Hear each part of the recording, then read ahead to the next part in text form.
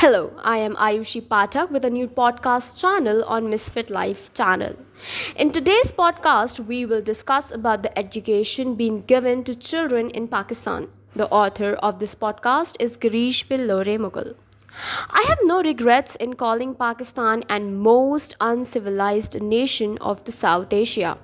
The content of one BBC video is exposing Pakistan's education system. How can this country, which proves India to be an enemy of Muslims and puts KAFIR words for Hindus, Sikhs and other non-Muslims in the minds of Pakistani children, can be called Pak? Is that holy?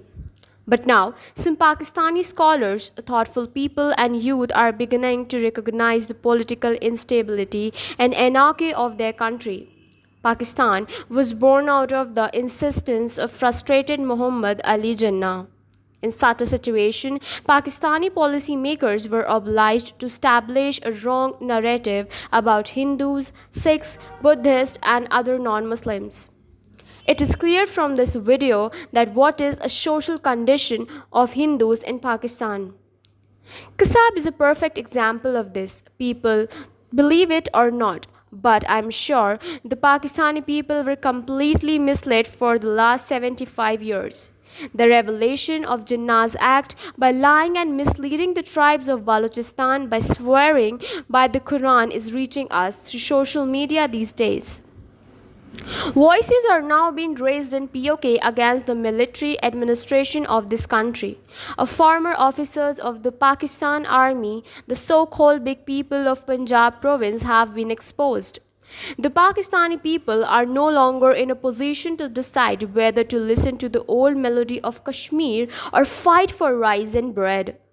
Some people's guesses and the admission of an important former politician of the Pakistani administration suggest that now Pakistan itself will liberate the Sindhu Desh and Balochistan. The people of POK are also united against the Pakistani army.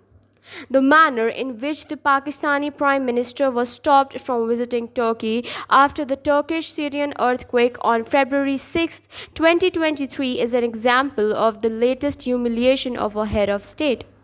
The information received on February 15 shows that clever China also wants to distance itself from Pakistan.